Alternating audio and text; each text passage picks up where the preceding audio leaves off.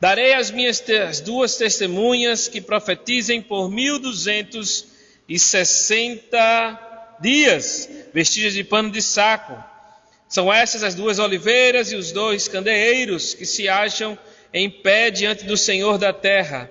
Se alguém pretende causar-lhes dano, sai fogo de sua boca e devora os inimigos. Sim, se alguém pretender causar-lhes dano, certamente deve morrer. Elas têm autoridade para fechar o céu, para que não chova durante os dias em que profetizarem. Têm autoridade também sobre as águas, para ferir a terra com toda sorte de flagelos, quantas quiserem. Quando houver concluído o testemunho que devem dar à besta que surge do abismo, pelejará contra elas e as vencerá e matará. E o seu cadáver ficará estirado na praça da grande cidade, que espiritualmente se chama Sodoma e Egito, onde também o seu Senhor foi crucificado. Então muitos dentre os povos, tribos, línguas e nações contemplam os cadáveres das duas testemunhas por 3 dias e meio, e não permitem que esses cadáveres sejam sepultados. Os que habitam sobre a terra se alegram por causa deles, realizarão festas e enviarão presentes uns aos outros, porquanto esses 2 profetas atormentaram os que moram sobre a terra. Mas depois dos 3 dias e meio, um espírito de vida vindo da parte de Deus neles penetrou, e eles se ergueram sobre os pés, e aqueles que os viram sobreveio grande medo. E as duas testemunhas ouviram grande voz vinda do céu, dizendo-lhes: subi para aqui. E subiram ao céu numa nuvem, e os seus inimigos as contemplaram. Naquela hora houve grande terremoto, e ruiu a 10ª parte da cidade. E morreram nesse terremoto 7.000 pessoas, ao passo que as outras ficaram sobremodo aterrorizadas e deram glória ao Deus do céu. Passou o 2º ai, e eis que sem demora vem o 3º ai. A trombeta, ouve as vozes dizendo: o reino do mundo se tornou de nosso Senhor e do seu Cristo, e ele reinará pelos séculos dos séculos. E os 24 anciãos que se encontram sentados no seu trono, diante do seu rosto, e adoraram a Deus, dizendo: graças te damos, Senhor Deus Todo-Poderoso, que és, que eras, porque assumiste o teu grande poder e passaste a reinar.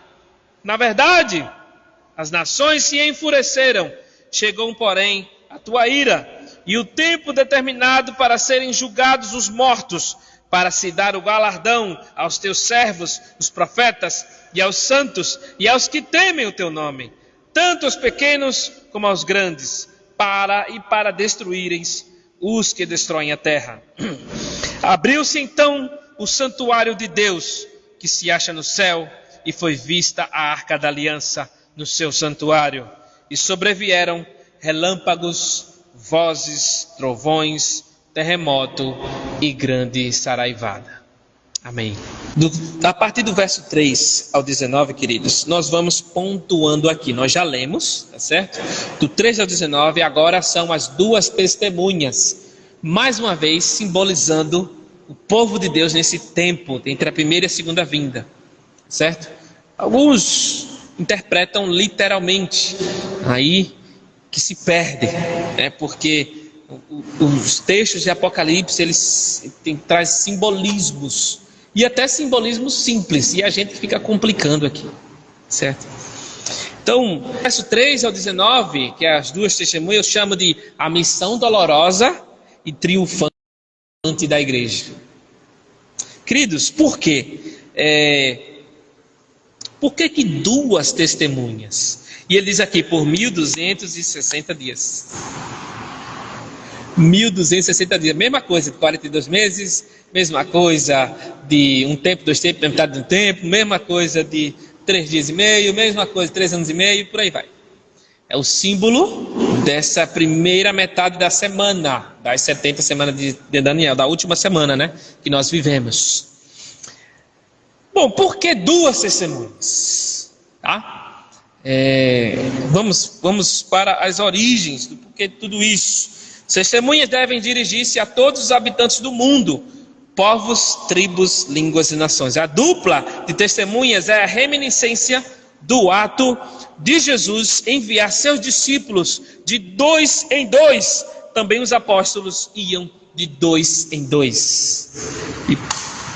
Queridos, testemunhas, 2 pessoas, e foi enviado Paulo e Barnabé, chamaram junto outro membro da equipe, mas os 2 escolhidos para aquela missão foram Paulo e Barnabé. Jesus manda lá em Lucas capítulo 10, a missão de 70, de 2 em 2. Deus criou o homem não somente sozinho, também um ajudador ao lado dele, 2. Então 2 é um número em Apocalipse específico para testemunhas, aqueles que confirmam, testificam, confirmam a veracidade do que está sendo dito. Bom, um veredicto em Israel era validado pelo testemunho de 2 ou 3 testemunhas. Está lá em Deuteronômio 17:6 e 19:15. E a igreja exerce disciplina sobre a mesma base. Mateus 18:16 diz assim que onde houverem 2 reunidos, 18:20, onde houverem 2 ou 3 reunidos em meu nome, ali eu estou no meio deles. Ali 2 testemunhas, 3 testemunhas para aquela situação. É para dar disciplina, por aí. Aliás, o testemunho de um homem pode ser desrespeitado, mas sobre o testemunho de 2 homens, a verdade é validada, conforme João 8:17. E assim, irmãos, nós vemos que porque 2, tá certo? E esse 2 aqui também está se referindo lá de Zacarias, profeta Zacarias, né? Fica antes do livro de Malaquias. Se você abrir lá em Malaquias, fez Zacarias, o livro anterior a ele. Profeta do tempo do exílio babilônico, tá certo? João recorre à profecia do Antigo Testamento, pois ele descreve as 2 testemunhas como 2 oliveiras e 2 candeeiros. Aqui no próprio texto também vai dizer que eles são as 2 oliveiras, os 2 candeeiros que se acham em pé diante do Senhor da terra. Está lá em Zacarias, capítulo 4, versos 2, 3, 4, tudo por aí vai. Sequência. 2 oliveiras, 2 candeeiros. Oliveira, Israel. Candeeiro, o templo, a igreja no Novo Testamento.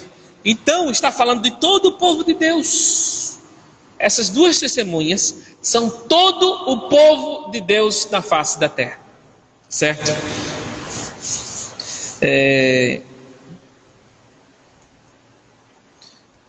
Oliveira, né, porque dá fruto, a árvore que dá fruto, de oliva. E candeeiro, porque é um monumento, algo que serve para alumiar, um objeto que serve para alumiar, dissipar as trevas, tá certo? Elas estão vestidas de pano de saco. Esse era o caso, especialmente quando os profetas usavam um pano de saco para pôr realce em um pecado que desintegra a sociedade, conclamando o povo ao arrependimento, ou para chamar-lhe a atenção para o juízo e o castigo iminentes. Então, panos de saco, queridos. As pessoas no Antigo Testamento, no Novo, se vestiam de pano de saco para chamar a atenção, a fim de chamar ao arrependimento, a mostrar os seus grandes pecados e que precisam se voltar para o Senhor. É assim que é a mensagem da igreja para os nossos dias. Precisamos sim pregar que as pessoas precisam de arrependimento, as pessoas precisam se voltar para o Senhor, as pessoas precisam se arrepender das suas iniquidades. Essa é a nossa mensagem. Primeira mensagem de Jesus, queridos. Arrependei-vos, porque é chegado o reino de Deus. Tomar uma aguinha aqui.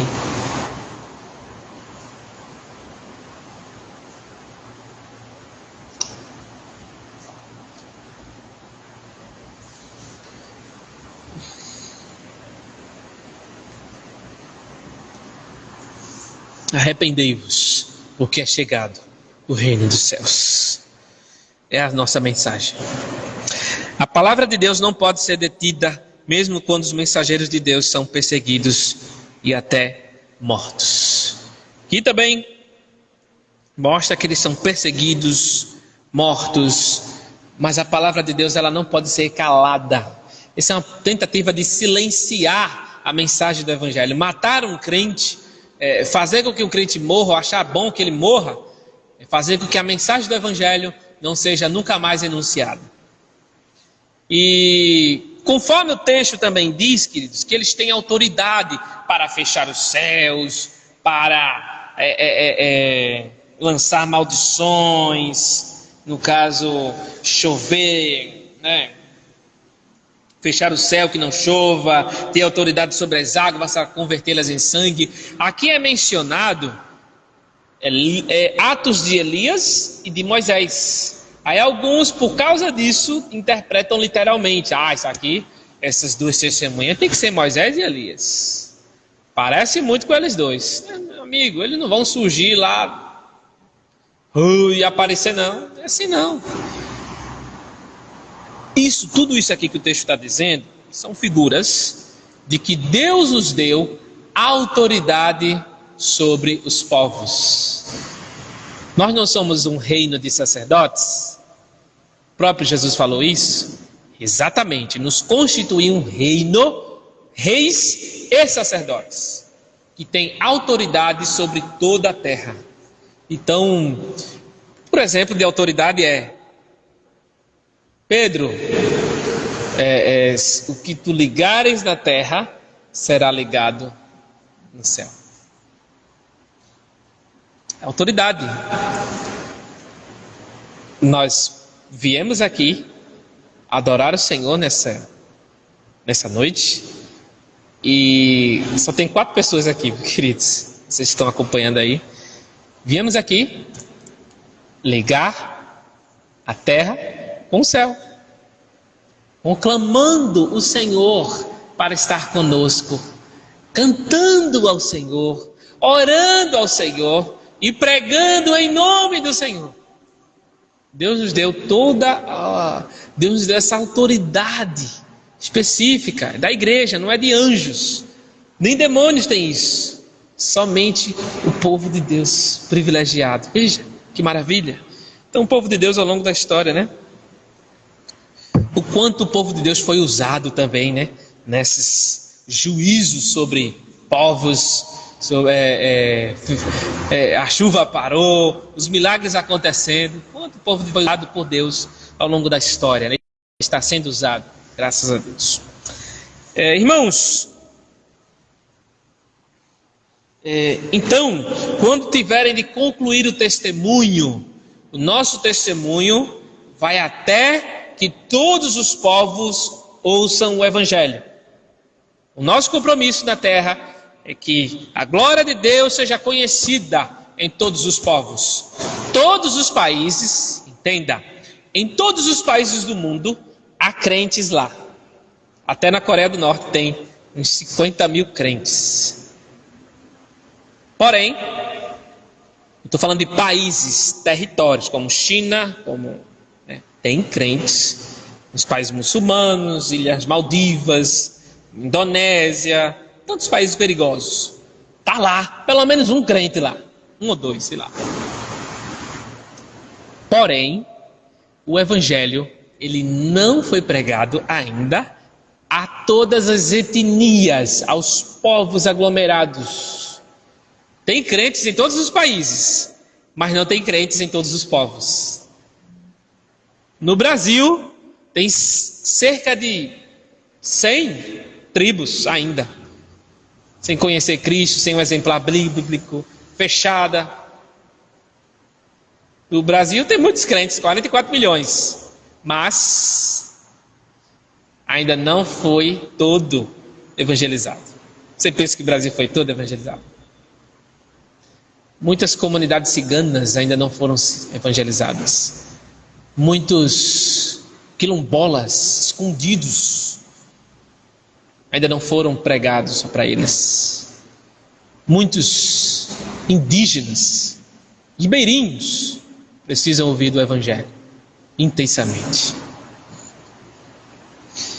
E assim a besta que sobe do abismo, ela vai matar, vai guerrear e vencer o povo de Deus, quando concluirmos o testemunho. Que besta é essa? É o anticristo, que surge do abismo. Ela vem do abismo e do abismo ela também vai ser detida, né? Irmãos, nós vamos falar sobre o anticristo somente no capítulo 13, tá certo? Não fiquem ansiosos com coisa alguma. Entregue a Deus. A gente vai chegar lá. Bom, o ataque primário da besta é sobre a mensagem e secundariamente sobre os mensageiros. Que ele diz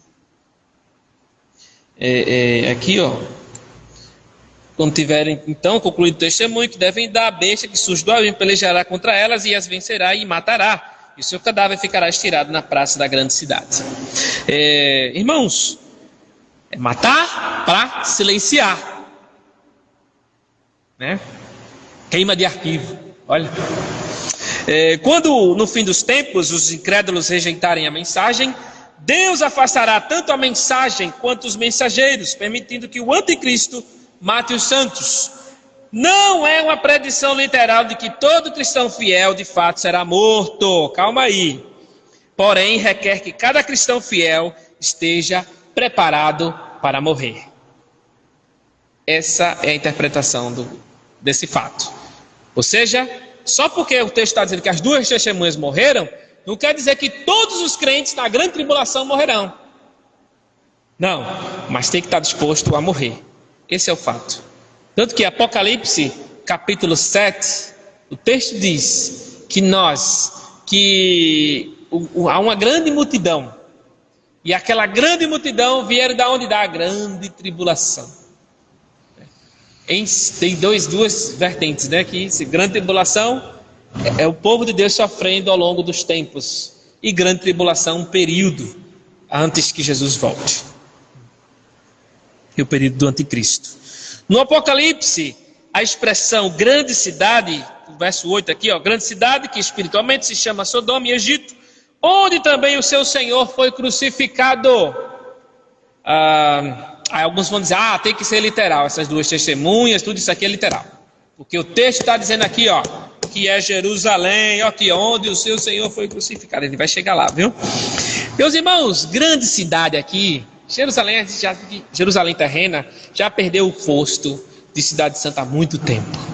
Desde que Jesus veio, desde que Jesus subiu aos céus. Cidade santa é referente a celestial, ou ao povo de Deus. Tá certo? E aqui, grande cidade está se referindo constantemente à Babilônia. O sistema perverso deste mundo é a grande cidade. Não é Jerusalém aqui, certo? É a grande cidade, é o que? É o mundo todo pervertido. Que o texto lá de Apocalipse 14, 17, 18 vai falar da grande Babilônia, a mulher, aquela mulher toda cheia de ataviada, com várias joias e tudo mais, né? A gente vai chegar lá também, tá certo? Então, é um símbolo de oposição do mundo contra Deus, certo? E onde o seu Senhor foi também crucificado. Então, essa grande cidade é comparada a Sodoma e o Egito. Sodoma, queridos, é uma cidade-estado, que era uma região onde hoje é o Mar Morto.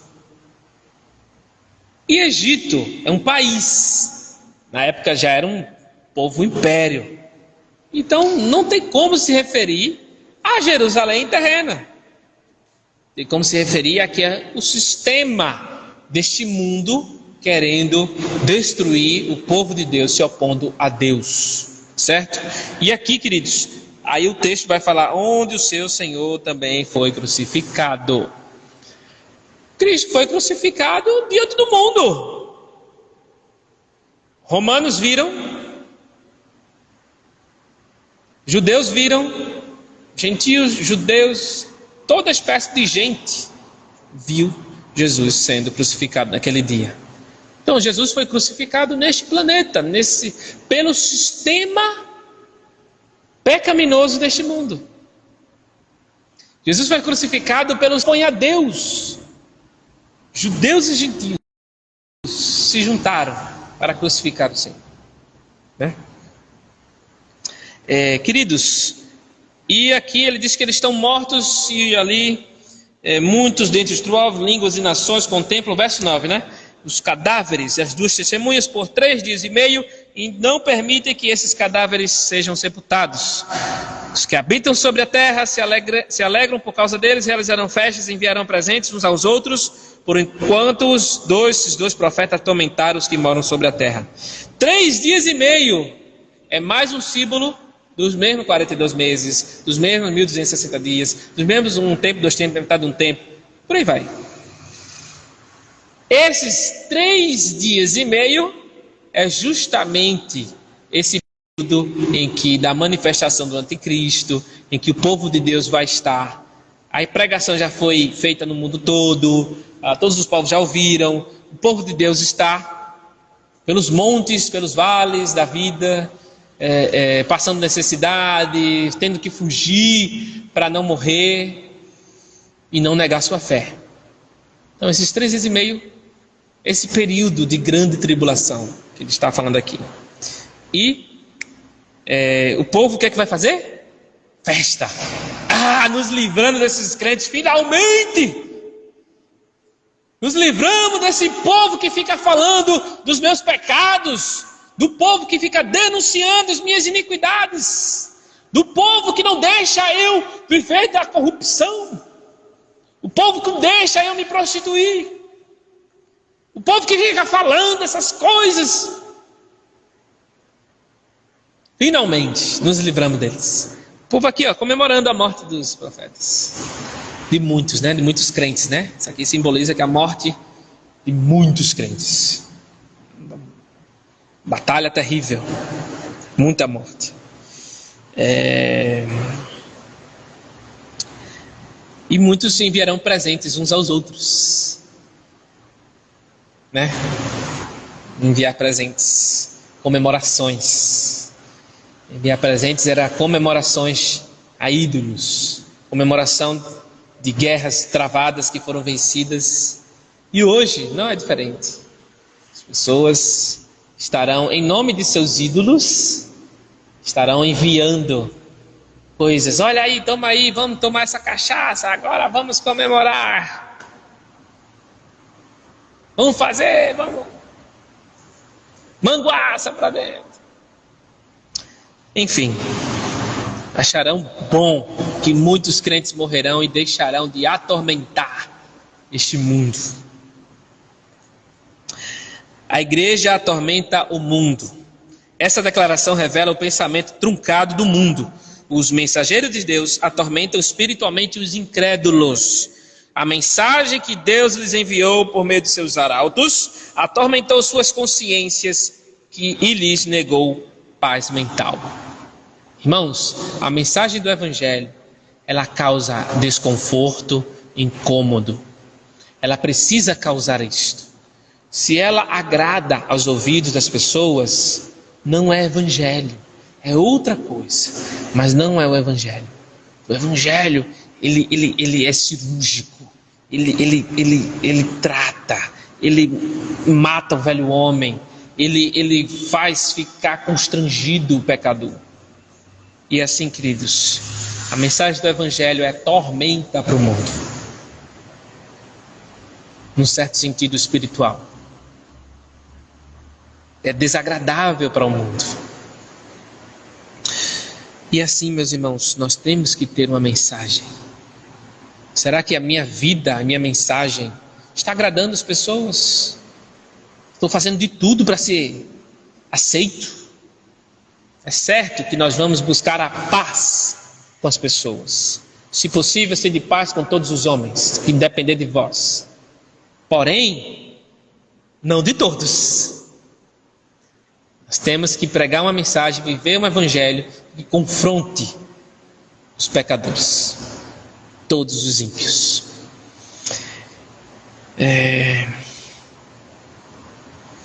E assim, queridos, tudo o que acontece com essas testemunhas,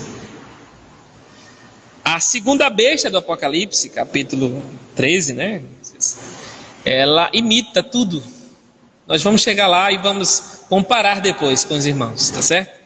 Toda uma imitação desse sistema perverso desse mundo. E no último verso, nos últimos versos, diz que eles ressuscitaram, o Espírito de vida veio e ouviram uma voz e suba para aqui. Aqui é literalmente a volta de Cristo, o arrebatamento, o povo de Deus sendo levado. E as pessoas espantadas ficaram atônitos e um grande terremoto veio. E o terremoto ruiu a 10ª parte da cidade. E morreram nesse terremoto 7.000 pessoas. Queridos, é interessante os números em Apocalipse também. Depois da vinda de Cristo, será o juízo, julgamento. Vai ser dia de angústia, de trevas para os perdidos. Não vai ter para onde correr. E já vemos isso em Apocalipse 6, Apocalipse 9, essas destruições dos ímpios, tá certo? Aqui é mais uma vez mostrando esse grande terremoto está simbolizando uma grande destruição, mas não por sua totalidade, certo? O dia da vinda de Cristo será um dia estrondoso, céus e terra serão abalados. E quando diz aqui 7.000, 10ª parte é 7.000, então quer dizer que isso aqui, se 7.000 é 10%, então 100% é 70.000, não é isso? Por que ele diz isso? Porque 70, queridos, é o número das nações. Lembra lá que em Gênesis, muito bem, Gênesis capítulo 11, as nações se juntam para fazer o quê? A Torre de Babel, um sistema maligno contra o próprio Deus. Globalização, é isso também, a unificação dos povos. E isso, queridos, também trata 70, é o número das nações, porque lá são 70 nações que se juntam para fazer a Torre de Babel. 7.000 mortos, que é 10% de 70.000, representando toda a população mundial. Tá bom? Também nisso aqui, e aqui as pessoas aterrorizadas deram glória ao Deus do céu. Queridos, muito cuidado com interpretações em que esse glória a Deus é conversão, é arrependimento. Não é. Isso aqui é remorso. A pessoa deu glória a Deus e Jesus já veio. E agora? Agora eu vou tentar mascarar uma adoração falsa para ver se eu sou também levado para o céu. Só que não vai ter para onde correr. Não vai ter mais glória a Deus, aleluia. Esse glória a Deus aqui, ó, parece que são pessoas religiosas, pessoas que se desviaram, pessoas que eram quase crentes, pessoas que eram falsos crentes, e de todas as outras religiões. Muito cuidado. Como é que está a sua vida hoje? No verso 14, capítulo 11, ele diz: e passou o segundo ai, eis que sem demora vem o terceiro ai. A maioria dos intérpretes aceitam, queridos, que o terceiro ai é este que vem a 7ª trombeta. E o 7º anjo tocou a trombeta, e houve no céu grandes vozes dizendo: o reino do mundo se tornou de nosso Senhor e do seu Cristo, e ele reinará pelos séculos dos séculos. E os 24 anciãos que se encontram sentados no seu trono, diante de Deus, prostraram-se sobre o seu rosto e adoraram a Deus, dizendo: Graças te damos, Senhor Deus Todo-Poderoso. Veja, essa expressão, queridos, presta bem atenção, que isso não tem a ver com a volta de Jesus. Graças te damos, Senhor Deus Todo-Poderoso. Em vários, nos primeiros e segundo ciclo de Apocalipse, Senhor Deus, o Todo-Poderoso, que era, que é e que há de vir. Não era assim? Repetidas vezes. Quando chega aqui na 7ª e última trombeta, diz o quê? Que és e que eras, porque assumiste o teu grande poder e passaste a reinar. Não é o que mais há de vir. Aqui ele já veio. Ou seja, a 7ª trombeta é a última trombeta mesmo. Todas as 6 já tocaram. A 7ª ainda vai ser tocada. A 7ª trombeta é o dia do há de vir. Jesus vem. Tanto que ele diz aqui: graças te damos, Senhor Deus Todo-Poderoso, que és, ou seja, presente e passado aqui, que és e que eras, presente e passado. E não tem mais aqui o há de vir, como nas outras colocações antes. Mas não, porque assumiste o teu grande poder e passaste a reinar completamente. Ou seja, o reino de Deus foi inaugurado em Cristo, porém não plenamente, porque o reino de Deus é nos nossos corações. Quando prega o evangelho para uma pessoa e ela se converte, o reino de Deus chegou na vida dela. Porém não plenamente, não completamente, porque ainda estamos na presença do pecado, ainda nossa natureza é perversa, ainda somos atribulados, mas aqui, não, quando chegar aqui, acabou-se, tudo isso, acabou-se, essa agonia toda, porque assumiste teu grande poder. Na verdade, as nações se enfureceram, chegou porém a tua ira, e o tempo determinado de serem julgados os mortos, para se dar o galardão aos teus servos e os profetas, aos santos e aos que temem o teu nome, tanto os pequenos como os grandes, e para destruíres os que destroem a terra. Veja que é um ciclo. Apocalipse, se acabasse aqui, já estaria feito. Aqui descreve mais uma vez a volta, o Deus assume, o Cristo assume o trono completamente, passa para o Pai, e aqui os servos de Deus recebem o galardão, prêmio da soberana vocação, e o Senhor se levanta contra quem? Os que destroem a terra. Seres humanos que não dão valor ao próprio Deus, à criação do Senhor. E aqui, simbolicamente, abriu-se então o santuário de Deus que se acha no céu, e foi vista a arca da aliança no seu santuário. E sobrevieram relâmpagos, vozes, trovões, terremoto e grande saraivada, grandes pedras de gelo. E assim, queridos, o santuário do Senhor é o próprio Senhor. É Ele, é na presença dEle que estaremos lá.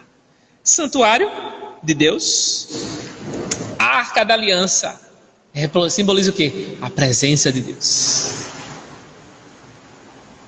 Santuário do Senhor. Para sempre estaremos juntos com Ele.